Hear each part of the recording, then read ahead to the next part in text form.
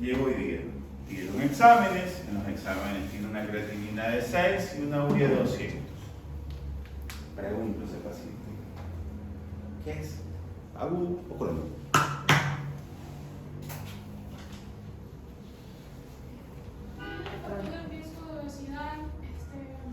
Intentaría ver si podría ser diagnosticado de diabetes, porque, o sea, es que hay varias formas de poder saber si el Tiene una paciente- glicemia en ayuna de 90 y postprandial de 100.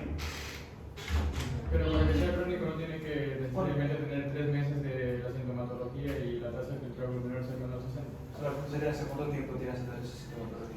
¿Cuál? Esta. Para terminar. Hace 24 horas.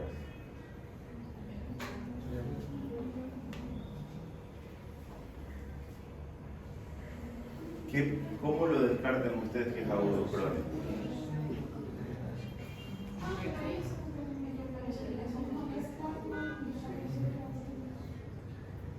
Bueno, podríamos hacerle un eco renal para ver el tamaño de los riñones.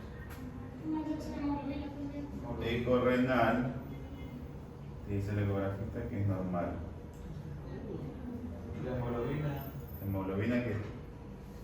la glicosila y la cantidad normal. Esa es la cantidad. 5.5. Y la hemoglobina del hematocrito. 17.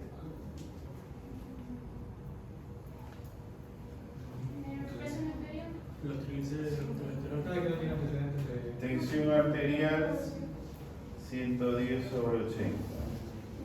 Triglicéridos tiene 150. La raza de paciente. Es blanca. Está tomando algún fármaco. Blanca. No toma fármacos.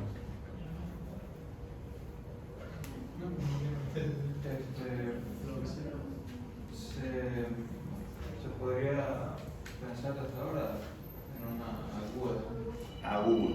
¿Por qué en una aguda? porque no hay signos de una Porque la crónica es progresiva. No. Deshidratado no llega, Juanito Piguave. Pero he estado vomitando. No han sido profusos. No ha sido tanto. ¿Y el filtrado cuánto tiene? ¿El filtrado cuánto tiene? El filtrado. Sácalo, pues. Tiene 36 años. Tiene 6 de creatinina. Yo lo que estoy tratando de decir es agudo o es crónico. No me interesa el filtrado. Quiero saber cómo ustedes diagnostican si es agudo o es crónico. Alcen la mano los que piensan que son agudos. Sin miedo. Ya, ¿por qué piensan que es agudo? Doctora, usted lee las manos. ¿Por qué? Por el tiempo de evolución que es 24 horas. Vamos a ver. Tiempo de evolución. Ya. Tú también alzaste la mano. No. ¿Quién más alza la mano de agudos? A ver, ¿por qué creen que es agudo? También por el tiempo me parece importante, pero también porque si fuera crónico, la hemoglobina estaría disminuida y o sea, habría anemia. Y también el eco mostraría los riñones también disminuidos. ¿Quién piensa que son crónicos? ¿Por qué? Eso porque la creatina es un marcador sérico tardío y Ya, 24 horas. ya. ¿Cómo yo llego al diagnóstico si es agudo o es crónico? Cronológicamente, hoy, 28 de junio, están por pagarnos, y eso es bueno para el médico, porque anda feliz. Yo catalogo que el paciente es crónico cuando yo me voy 3 meses atrás, 6 meses atrás. Y Juanito Piguave, él es aportador del seguro social y él tiene una historia clínica. Juanito Piguave hace 3 meses atrás tenía una creatinina de 0.7. No, perdón, vamos a ponerlo mal. Tenía una creatinina de 2 con una urea de 60. Tenía una creatinina de 2 con una urea de 60. ¿Ya? Y que actualmente cursa con un evento, con astenia, vómito, anorexia, hace 3 meses. Pero Juanito Piguave me llama la atención el de IMC. Gordito, obeso, ¿y qué patología glomerular en la obesidad se presenta? No, tiene que ser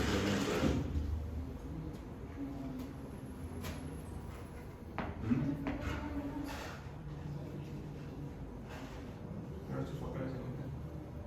yo les expliqué eso.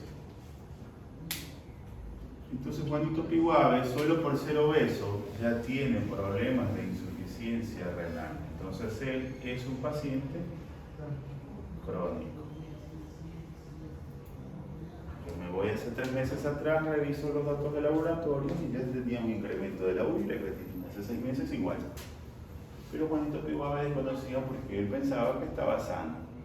Su presión estaba normal, la hemoglobina normal, la hemoglobina glicosilada, el eco decía que estaba muy bien en sus riñones y que ya empieza a presentar signos urémicos.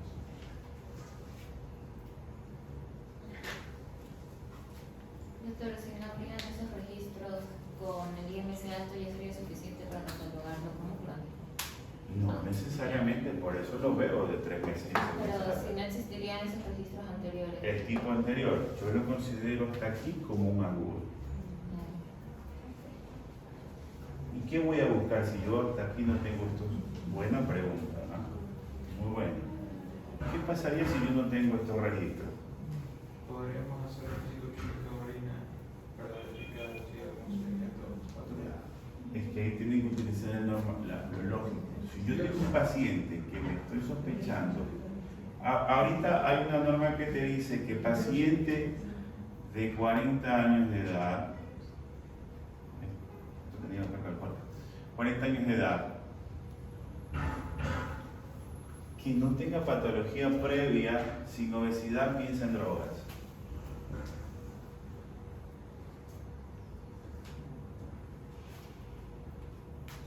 Porque jamás te va a decir, sí, doctor, yo me fumo, yo me drogo, yo me tomo esto, yo tomo lo de acá, jamás. No te lo voy a decir. Entonces siempre en pacientes jóvenes, adultos jóvenes, piensa en drogas. ¿Qué patología se presenta? Vocálisis mentales. Entonces, si yo no tengo, ahí lo catalogo como un paciente agudo. ¿Qué hago para yo poderlo diagnosticar si no tengo esta correlación cronológica? Fácil. Sedimento urinario, fácil. Microalbuminuria, ¿ya? Y puedo utilizar, como muy bien lo dijeron, métodos de imagen, pero el método de imagen no siempre es llamativo. Porque yo puedo decir al ecografista, si tiene habilidad, dice, se encuentra una imagen ecográfica en condiciones normales, con un riñón hermoso, precioso. Y en realidad nunca midió la relación córtico-medular, nunca midió la ecogenicidad del riñón, y para él está normal. Entonces, la ecografía no tiene mucha relevancia.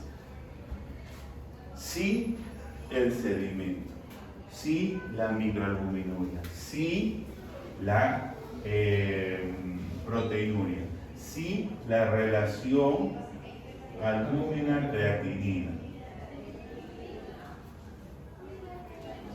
Entonces, ahí yo digo el paciente, yo ya digo el sedimento me arroja y dice presencia de pongámosle granulocitos, ¿ya? Presencia de cilindros hialinos, nada más. En la microalbuminuria te dice que tiene 1000 de micro sobre 2.60 gramos de proteinuria y la relación albúmina-creatinina está por encima de 7. Este paciente es crónico.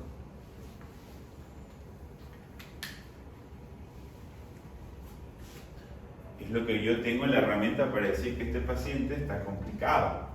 Paciente que tiene cronicidad, pero que está cursando con una reagudización de la misma. Entonces sigamos. Juanito Piguave, ya sabemos.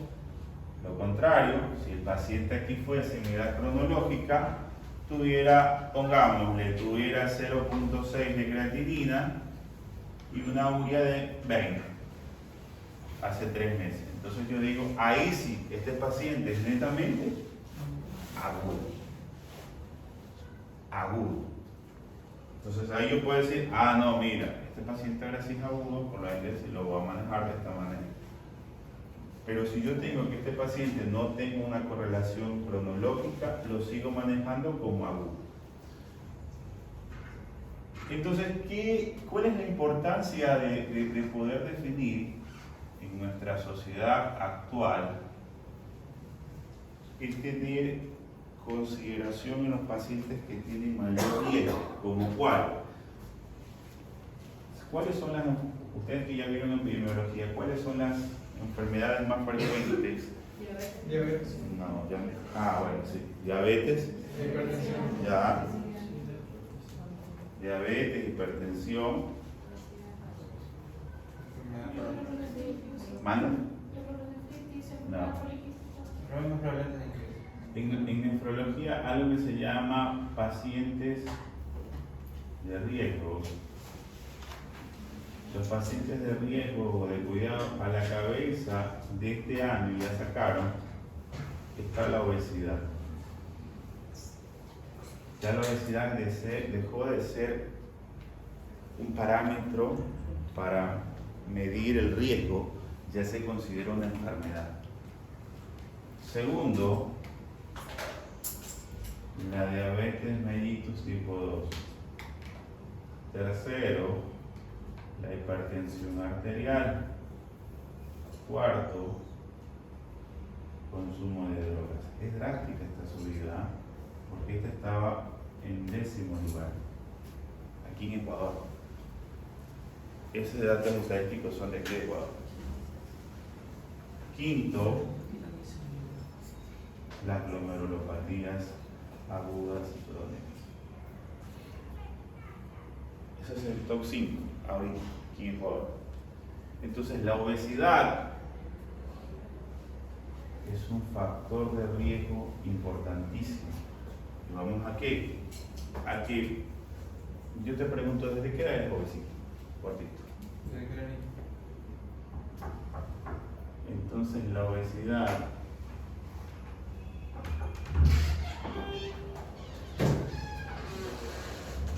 hola. No, aprendí lo otro. La obesidad tiene el riesgo de padecer diabetes e hipertensión tuya es del 70%. ¿Qué edad tienes? A los 30 años.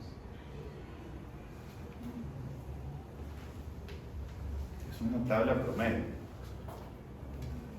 ¿Por qué te lo digo? Porque la obesidad se divide en la niñez,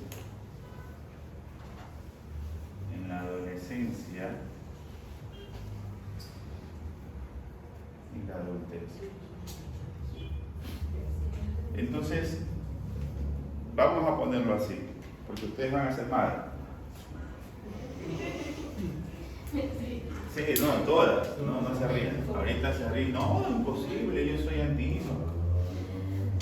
Ya me contarán. Ya me contarán. Entonces, cuando ustedes tienen un niño obeso, no es un niño sano.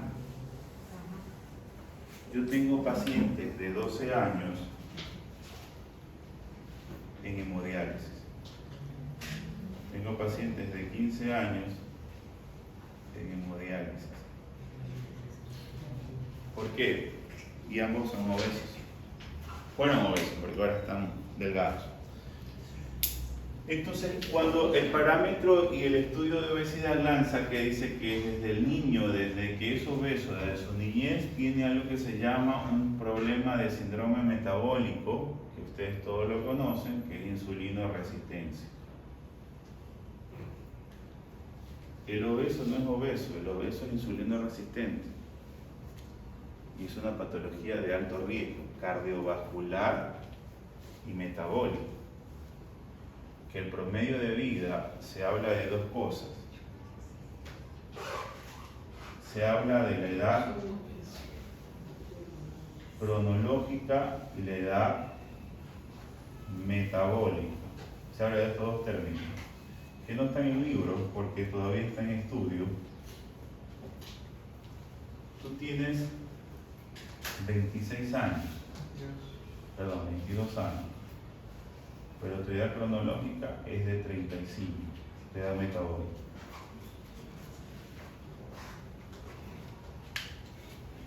Es como cuando ustedes les dan una herencia y se lo gastan en un Porsche, se lo gastan en una casa y no la pensaron a futuro. Lo mismo pasa, tu metabolismo trabaja a un punto que tu edad metabólica es mayor a tu edad cronológica. Y ahí viene lo de ustedes. Oye, ¿por qué se lo ve tan desgastado este man? Dice. ¿Por qué es hipertenso si está pelado todavía?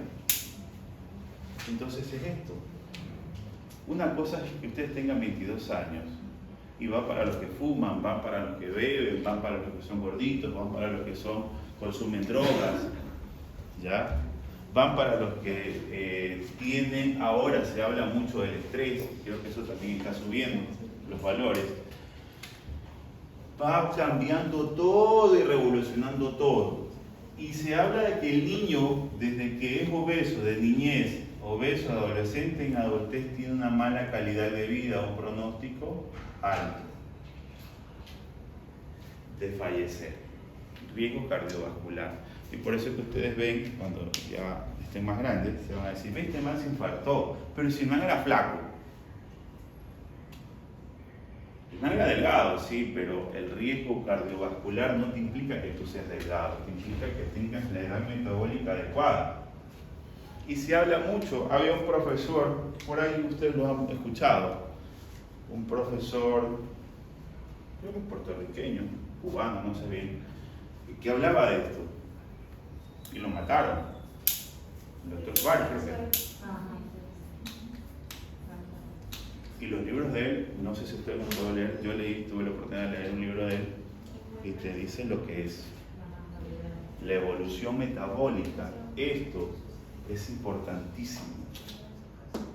Y los americanos están apoyando lo que él tuvo en sus teorías. Pero él no era doctor, era un investigador. Era un médico investigador.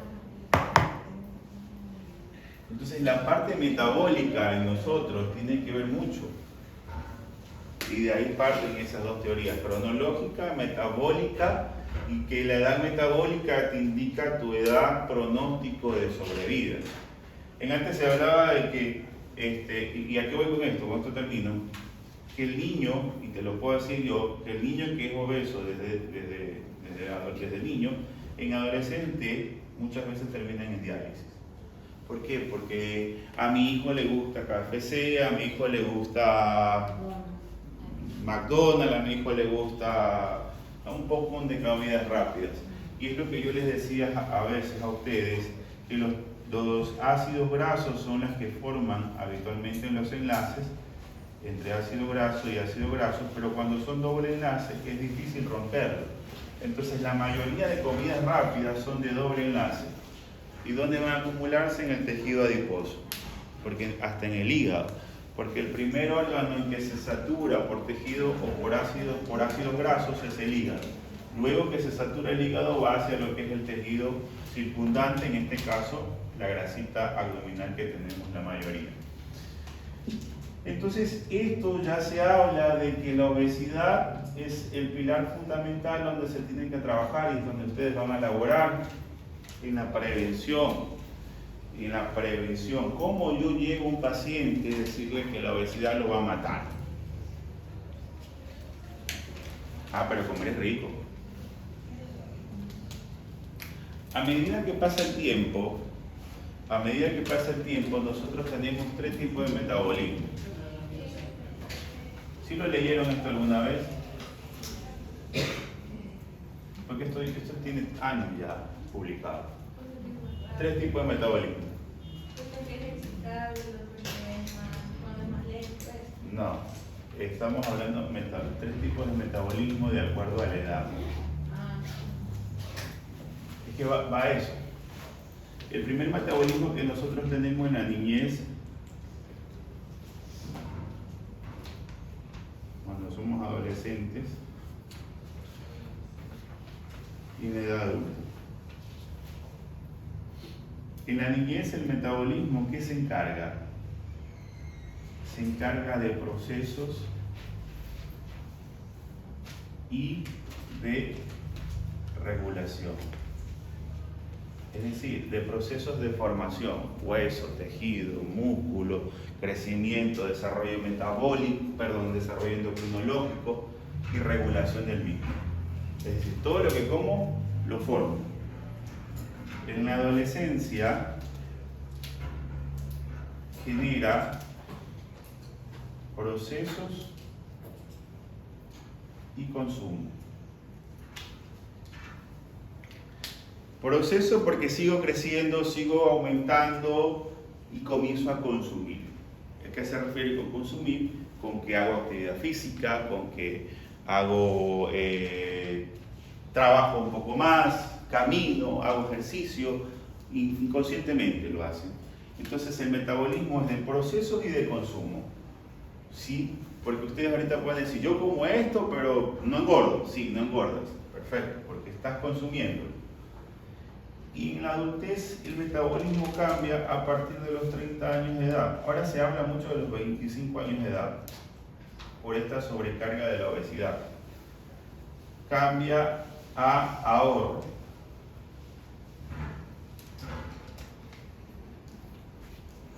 Se prepara para una etapa de su vida final. Ese es el metabolismo. Son los tres criterios metabólicos de acuerdo a la edad. Ahorro, es decir, que yo a partir de los 30 años, si sigo comiendo como comí en los 20, voy a comenzar a engordar. ¿Ya? Y es donde más riesgo este paciente que era obeso desde la niñez hasta la actualidad, el riesgo cardiovascular es mucho mayor. Ya no se habla de hipertensión, ya no se habla de diabetes, ya se habla de riesgo cardiovascular y metabólico, porque se dan cuenta que estas dos cosas son importantes. Entonces ahí viene estas patologías. La obesidad genera ¿qué? Focal y segmentaria, genera patologías focales y segmentarias. La diabetes y la hipertensión, focal y segmentaria. Y las drogas, focal y segmentaria. ¿Qué tiene de importancia estas tres? La proteinuria.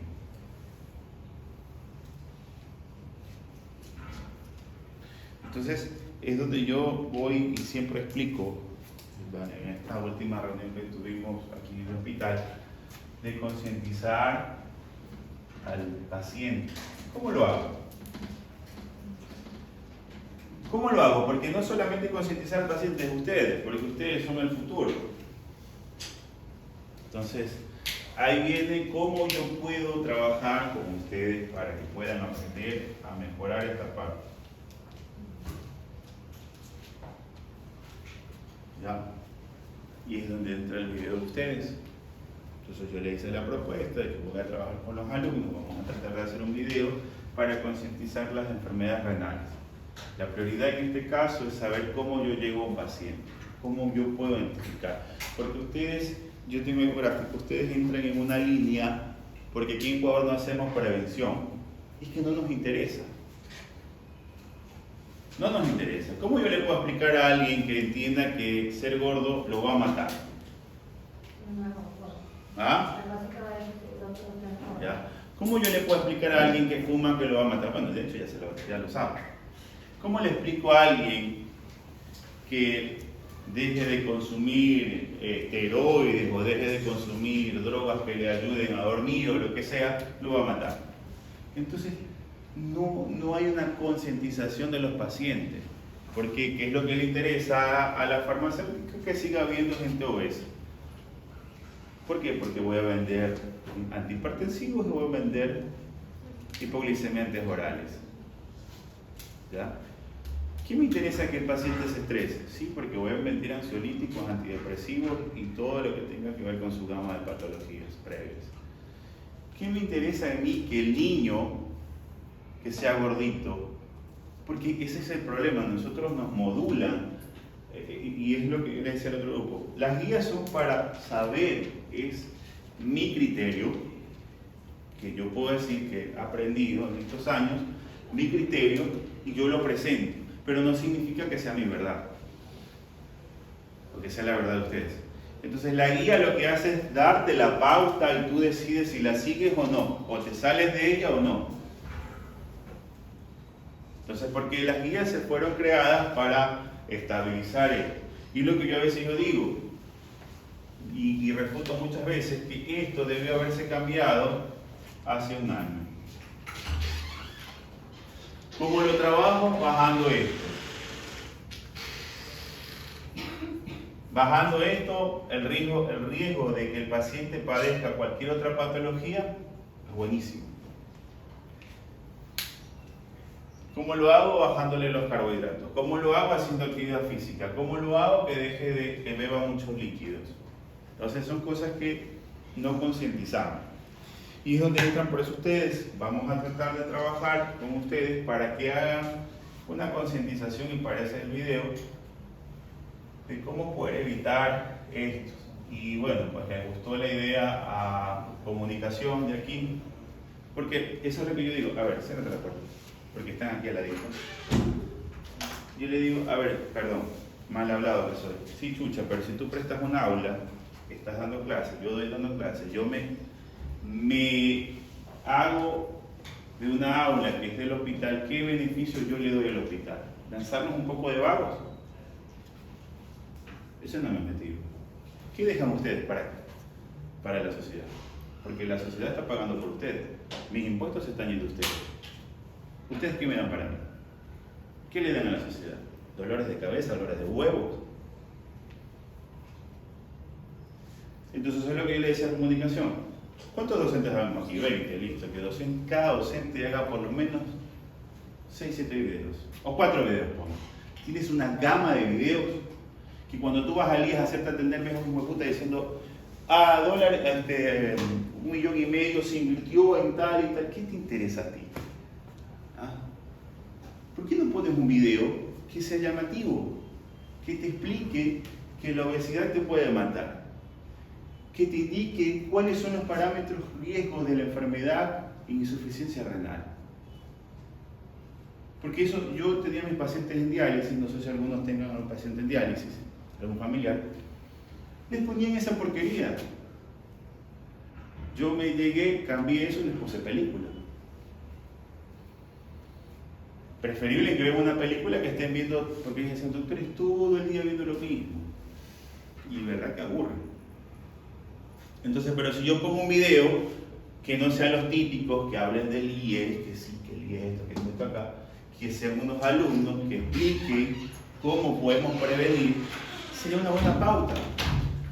Y listo, yo te presto la institución, pero ¿qué me das tú a cambio? ¿Qué ustedes dan a cambio? Un video para que puedan promocionarse. No solo en este hospital, en todos los hospitales. Debería ser así, porque así lo hacen en otros países.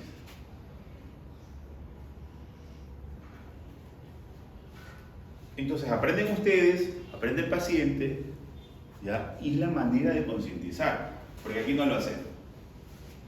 Entonces eso es lo que yo le hablaba en comunicación y les explicaba que es bueno la idea, pero que tiene que pulirse y que tiene que haber apoyo por parte de ellos. ¿Ya? Y que de hecho cardiología se sumó. Cardiología creo que tiene como 200 alumnos también y se sumó al proyecto. De hecho ya ellos van también a empezar a hacer videos de cómo concientizar al paciente con riesgo cardiovascular, qué es un riesgo cardiovascular, cómo podemos prevenirlo y qué es lo que hay que hacer. Entonces, la pauta de esto es concientizar al paciente y que ustedes aprendan cómo podemos prevenir esto antes de llegar a la lesión, antes de producir la manifestación. Entonces, y que ustedes aprendan cómo manejar al paciente, sea agudo o sea crónico, y cómo lo diferencio y qué es lo que tengo que proporcionar al paciente, qué tengo que pedir.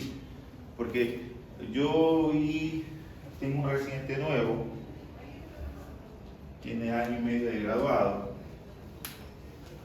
y está la verdad que perdido, que más perdido que año y medio de graduado. Entonces yo le digo, ¿tú hacías diálisis? Y me dice, no, doctor. ¿Y entonces por qué le hiciste diálisis? Porque es lo que hay para trabajar. Entonces lo mismo le va a pasar a ustedes cuando vayan a una unidad coronaria. ¿Qué saben de unidad coronaria? Vayan a una emergencia, ¿qué saben ustedes de emergencia? Entonces tienen que entender que, como le decía él, que quiero la próxima clase te voy a llevar porque quiero que aprendas diálisis. En el próximo módulo vamos a ver lo que es diálisis y quiero que aprendas. Desconéctate un momento. Está bien, no te preocupes. Está bien, quiero hablar algo antes de... No. Desconéctame. Sí, conéctame. Es que no tienen una... No tienen una regleta. ¿Puede pedirse una regleta? Pídense una regleta, por favor. Cualquiera que se pueda levantar.